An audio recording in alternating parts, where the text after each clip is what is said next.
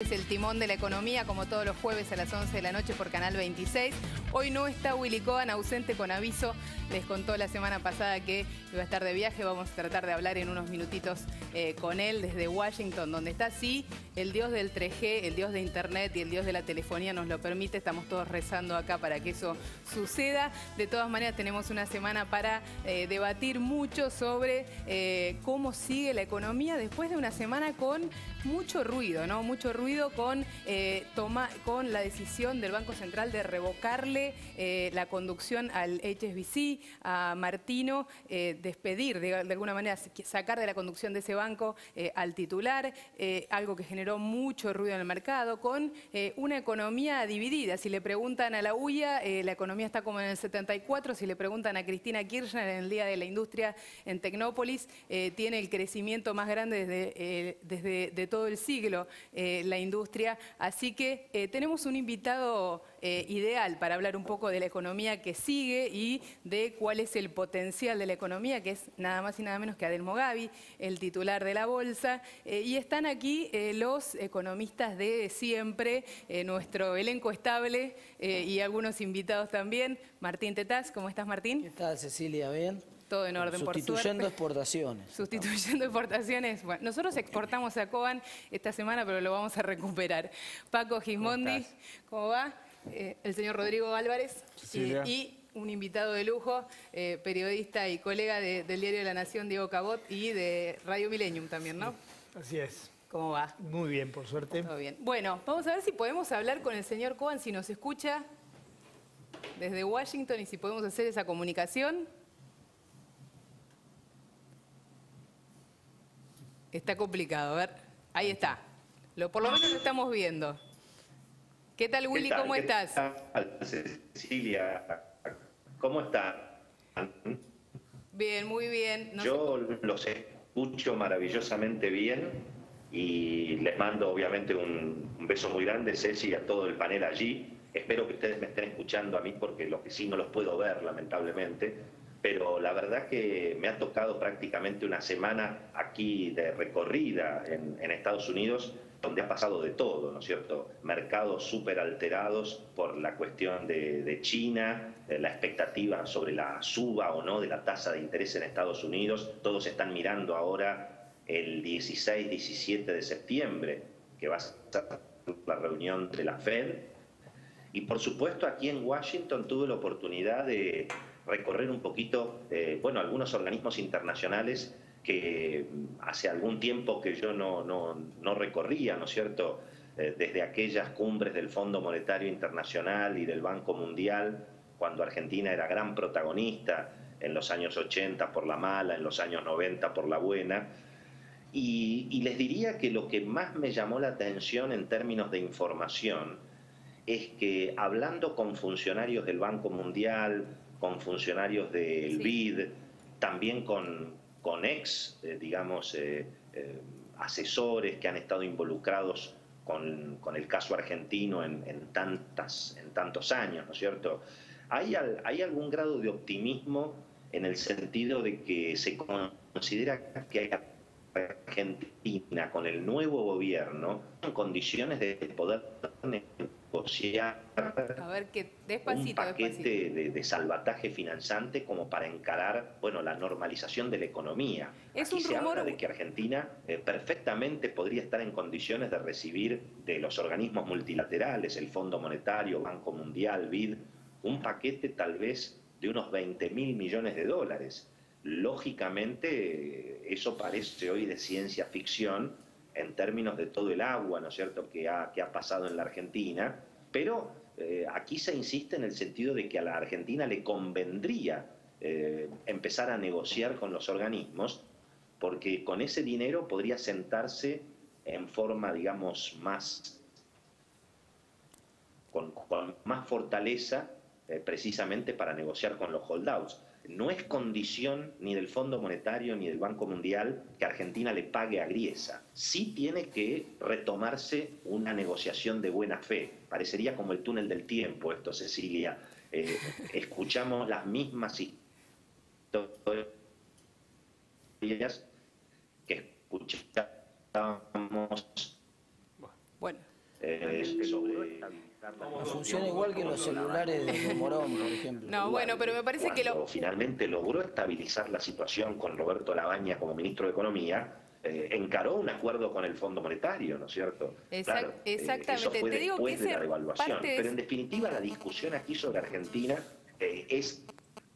Sí, yo decía que la discusión aquí sobre Argentina básicamente es, digamos, si el país va a lograr administrar el ajuste que viene, lo que venimos discutiendo en el programa hace tantas semanas, es decir, si en definitiva la devaluación se va a poder ir haciendo de a poquito y sin tanto sufrimiento, digamos, para los sectores de ingresos fijos, o si, bueno, se va a lograr un financiamiento, o si de todas maneras, como ha pasado tantas veces, el ajuste va a ser por las malas, ¿no es cierto?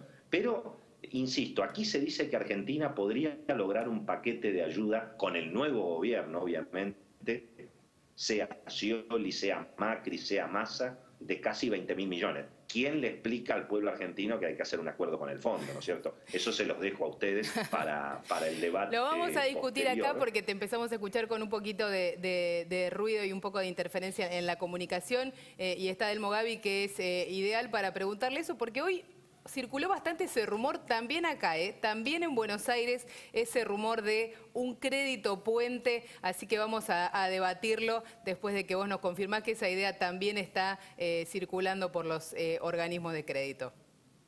Sí, efectivamente, eso por lo menos es lo que yo escuché de gente que teóricamente ha tenido algunos contactos. No ha habido ningún contacto formal ni con los equipos económicos de los candidatos, mucho menos con los candidatos. En general los funcionarios lo que te preguntan es, che, ¿quién va a ganar las elecciones? ¿Quién va a ser el próximo ministro de Economía? Por supuesto, los conocen a todos, ¿no es cierto? A Mel Coñana, Miguel Bain, Alfonso Pratgay, ni hablar Roberto Labaña y todo el equipo que está con Sergio Massa.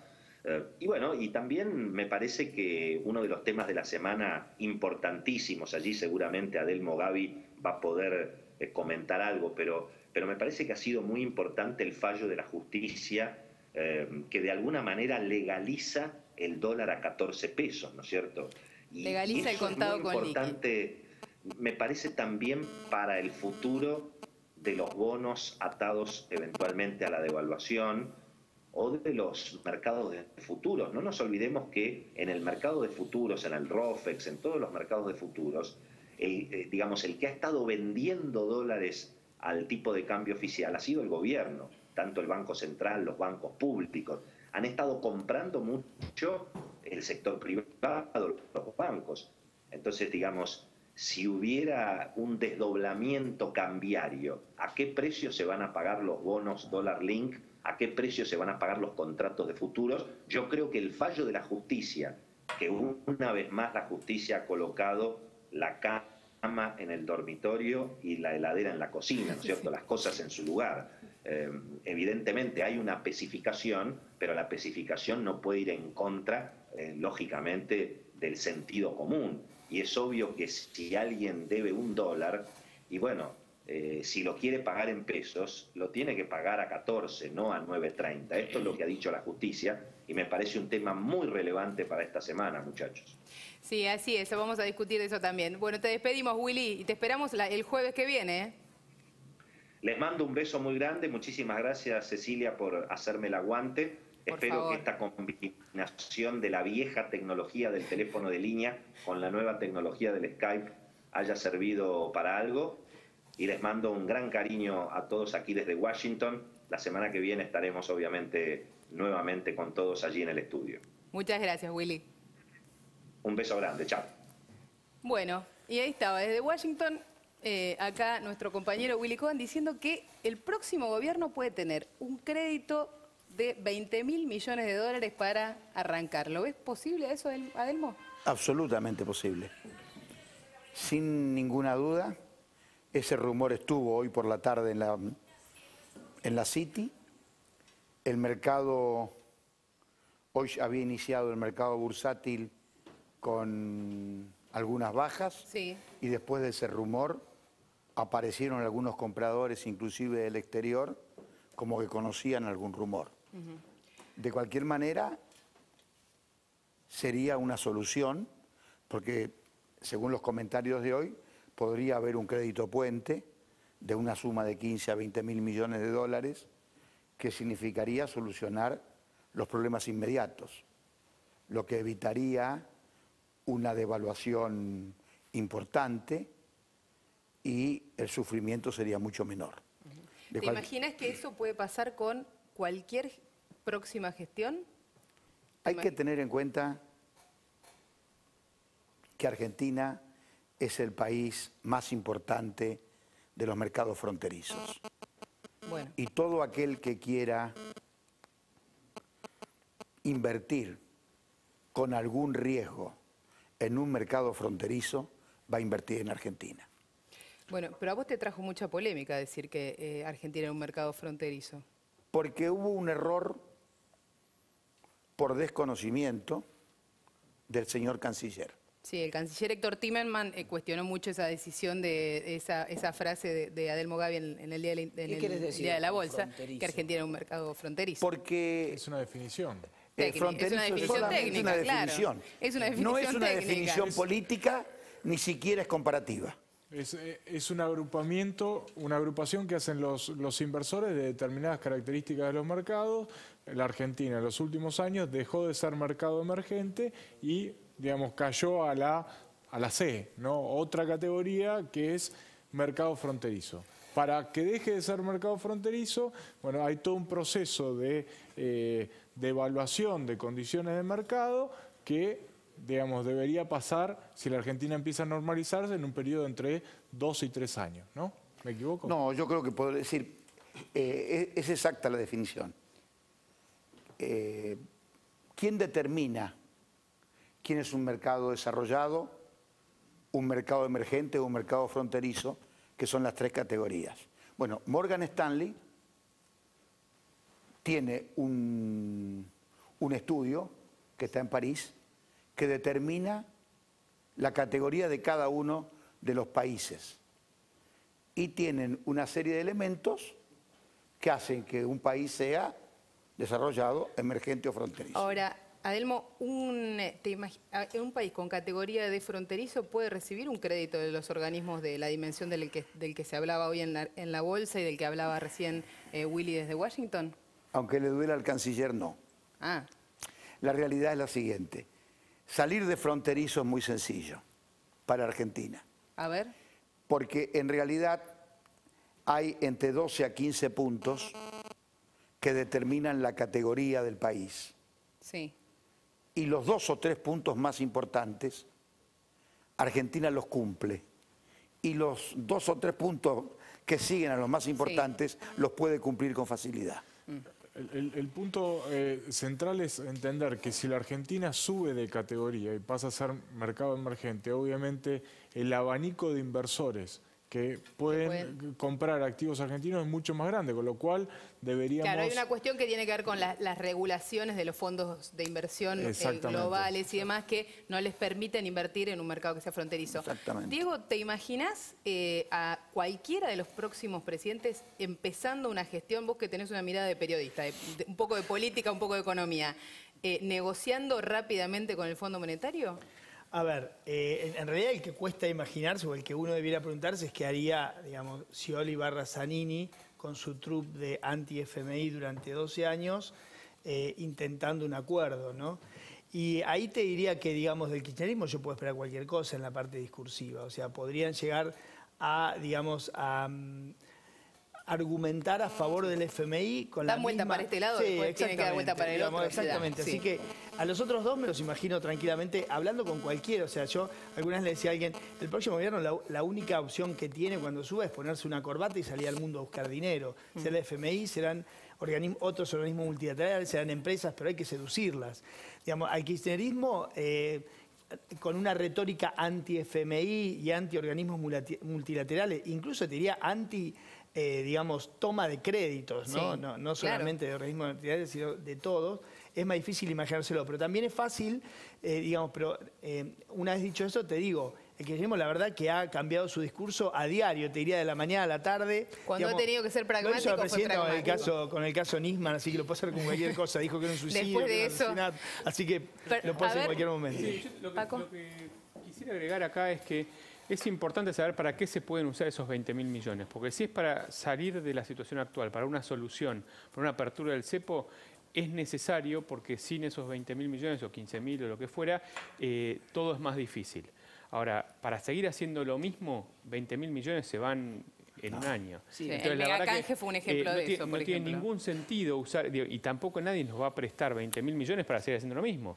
Entonces, eso es una precondición y queda claro que cuando queremos ver si tal o cual gobierno lo van a usar, antes de eso, ¿qué es lo que qué piensan ofrecerle a ese mundo que se presta a ayudarnos? La preocupación que me queda a mí, Cecilia, es que tampoco sirvan esos 20.000 millones simplemente para que fuguen, entren por una cuenta del balance de pago y salgan por la otra cuenta, terminen siendo... Como ha pasado con la... Como ha pasado, porque hay en estos momentos en la economía una cantidad excedente de pesos fenomenal que más o menos es esa cifra al tipo de cambio oficial. Entonces uno dice, bueno, no vaya a ser que los que estuvieron durante prácticamente 4 años limitaciones para remesar utilidades, bueno, digan, listo, está nuestra oportunidad de salir a 9. Sí. Porque es un tipo de cambio ficticio, entonces si no hay dólares a 9 para la gente...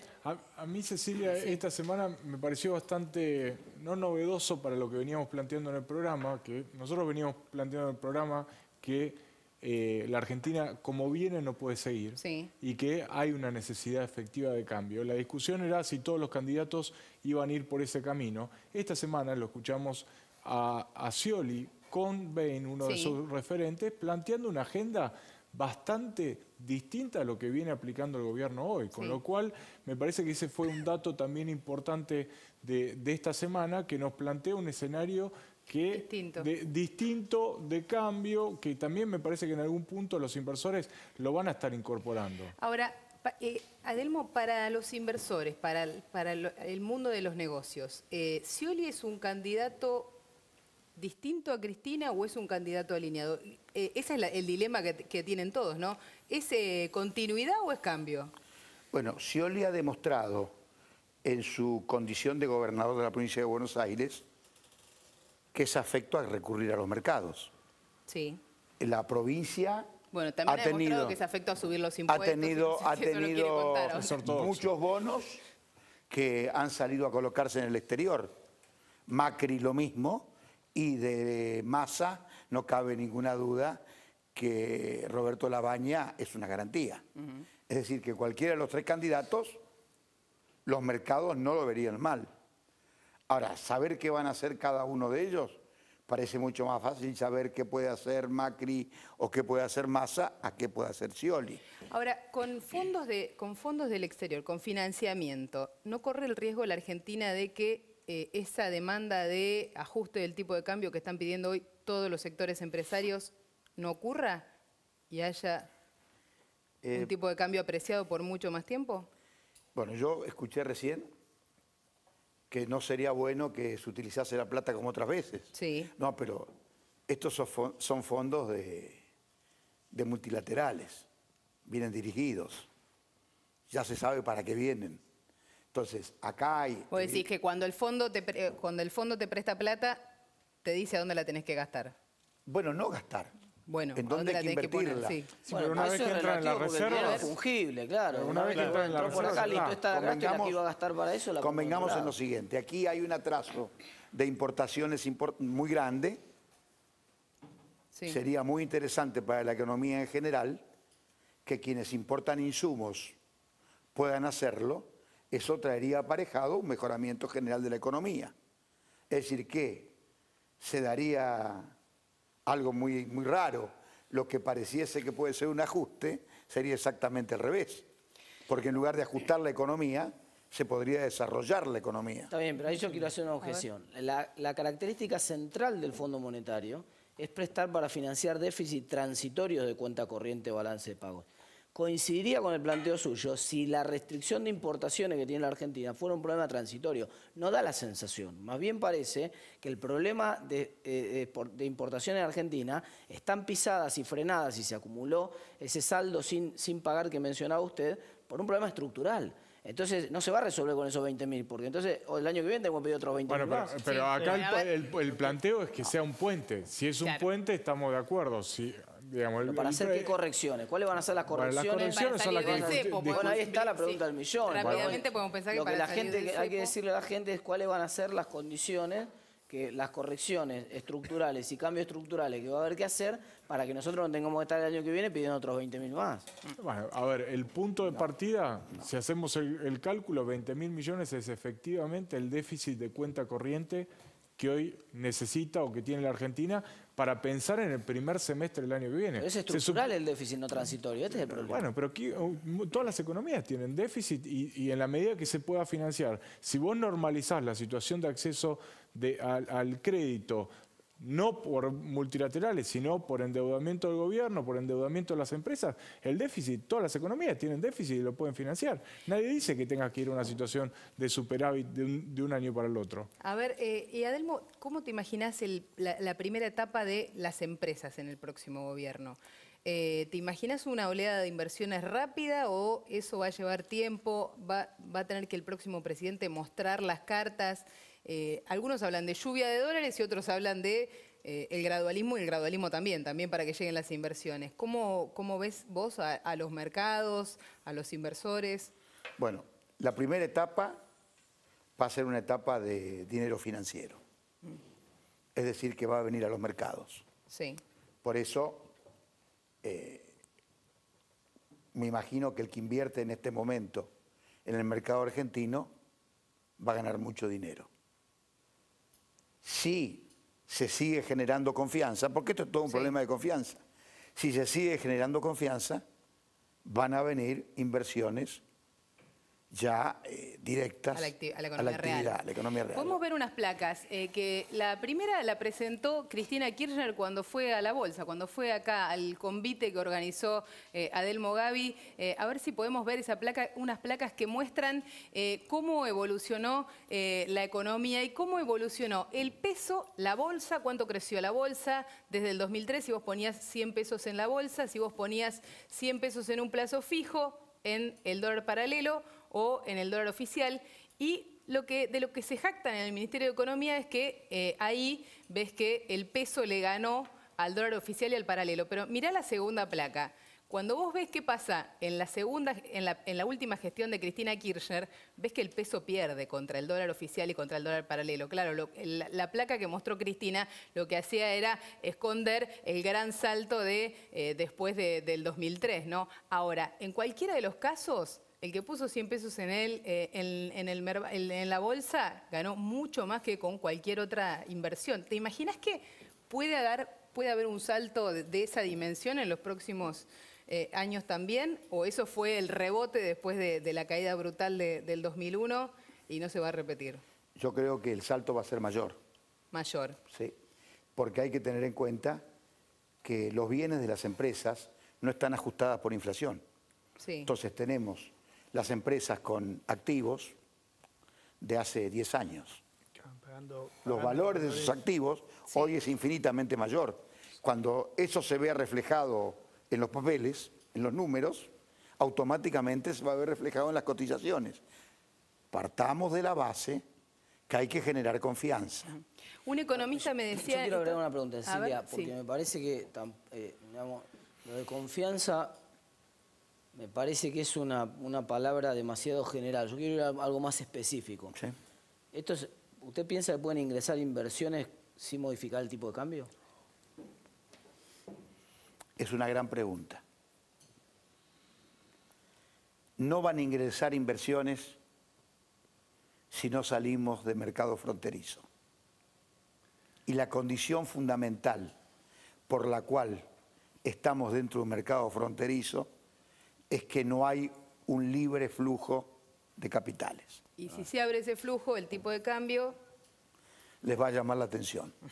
Mi opinión es que a mayor libertad, menor valor del dólar. En el largo plazo, en el largo plazo. Claro. Claro, Lo que va a pasa es pasar que el eso no invierno. pasó nunca. Sí, no. Ustedes que son muy jóvenes no lo pueden recordar, porque ninguno de ustedes 5 vivió en 1976 en la actividad. Todo el año 75 la bolsa mantenía sus precios en un momento muy difícil de la economía y el dólar subía espectacularmente.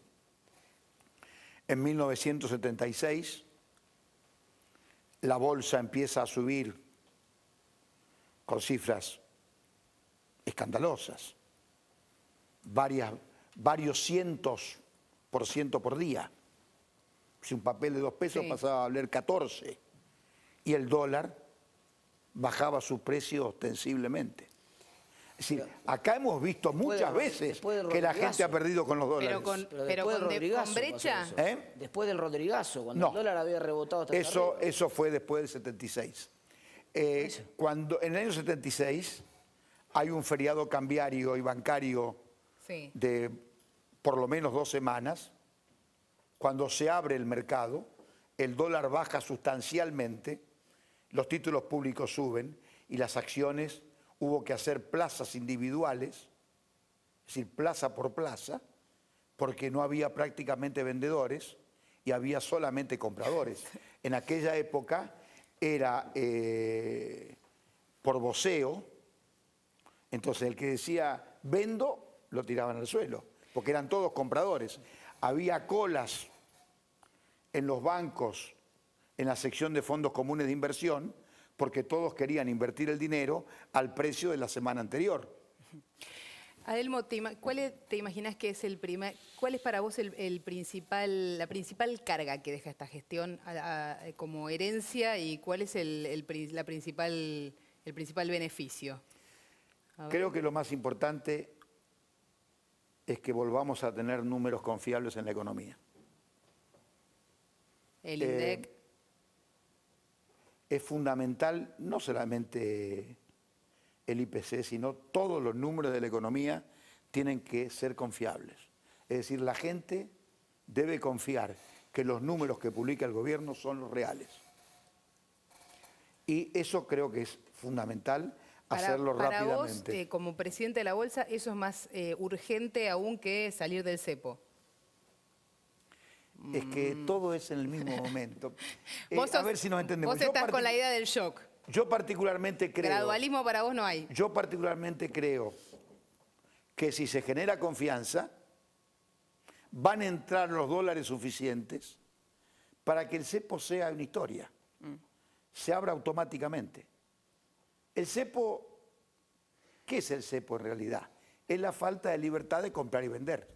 Pero Adelmo, al principio, cuando se abra el inicio, vas a necesitar alguna espalda, porque la demanda va a ser muy alta. Yo no creo. ¿No crees? Yo creo que va a haber una gran demanda en títulos públicos y una gran demanda en acciones. Porque lo más importante, y que voy a contestar la pregunta, que deja el gobierno, es haber cumplido siempre con las obligaciones del pago de la renta de los títulos públicos. Que Argentina, a pesar del fallo de Griesa, a pesar de todos los problemas, de que las reservas son escasas, Argentina ha cumplido siempre con la obligación de pagar la renta financiera. Defolteó parcialmente los bonos a que ajustaban por ser. Claro, hay algunas cuestiones que hay una cosa que hay que perdonarle, ¿no? Ese es un tema... Hay que hacer la vista gorda de algunas cosas. Prácticamente estamos hablando de dinero que puede venir del exterior. El dinero del exterior, que todavía hay en bonos argentinos, no está en bonos ligados al SER, sino en bonos dolarizados. ¿Y por qué vendrían a los bonos dolarizados? Porque en un momento en donde los bonos en el mundo, Bolivia consigue colocar al 4% y algunos países europeos que están en mucha peor condición que el nuestro, tienen tasa negativa, nuestros bonos están siendo generosos, dando por encima del 10% de tasa. La teoría de Bain, ¿no? La cantidad que se hicieron millonarios. Es la teoría de la realidad. Lo que dijo Miguel Bain esta semana, que dijo que se cansó de hacer millonarios a quienes él asesora, recomendándoles que compren bonos argentinos con tasas altísimas. Una tasa que a partir del año que viene se termina. Es decir, es ridículo pensar que Argentina pueda pagar 10% o más de tasa si tiene regularizada su situación. Y el problema más serio de la Argentina es que no hay libertad para comprar y vender moneda. Aún si el mundo se da vuelta, aún si Brasil tiene un real que vuela y está más cerca de 4 que de 3, si China crece mucho menos, si el mundo se da vuelta, ¿Argentina tan fácilmente tiene las cosas el año que viene? Ese es un tema comercial. A Argentina le costará venderle a Brasil industria o venderle a los países que nos compran los productos primarios. Será más difícil venderles, pero el tema financiero va a ser fácilmente colocable. Porque, ¿por qué es la importancia que hablábamos al principio de mercado desarrollado, mercado emergente y mercado fronterizo? Porque un asesor en cualquier parte del mundo le dice a su cliente, ¿en qué quiere invertir? Sí. ¿En un país desarrollado al 0,5%? ¿En un país emergente a 200 puntos básicos? ¿O en un país fronterizo a 600 puntos básicos? ¿O en Argentina, que ni siquiera es un país totalmente fronterizo y paga mucho más, paga el 10% anual?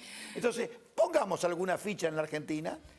Entonces, cualquier ficha que se ponga en la Argentina, llegamos a los 20.000 millones de dólares. Nos tenemos que ir a una pausa, después va a seguir el debate acá, pero me gustaría preguntarte si Cristina Kirchner es la presidenta con la que más tuviste que discutir. ¿Lo dejamos para la pausa? No, te pregunto ahora. Bueno, convengamos en que yo soy un presidente de la Bolsa que tuvo solamente 2 presidentes con discutir. Uno fue Néstor Kirchner y otra fue Cristina Fernández de Kirchner. Y bueno, ¿Quién tenía más tolerancia a la crítica? la realidad es que con Néstor, tal vez por la condición del género, era más fácil discutir. Está bien. Bueno, vamos a seguir después de la pausa discutiendo y debatiendo un poco sobre la economía, sobre cómo sigue la economía. No hemos hablado todavía del dólar ahorro y ese nuevo cepo para el dólar ahorro. Nadie sabe cuál es la calculadora de Chegaray, pero cada vez da un número más chico para los que quieren pedir dólar ahorro. Después de la pausa seguimos en el Timón de la Economía. Estamos en el Timón TV, @el Timón TV en Twitter. Siempre nos olvidamos de eso.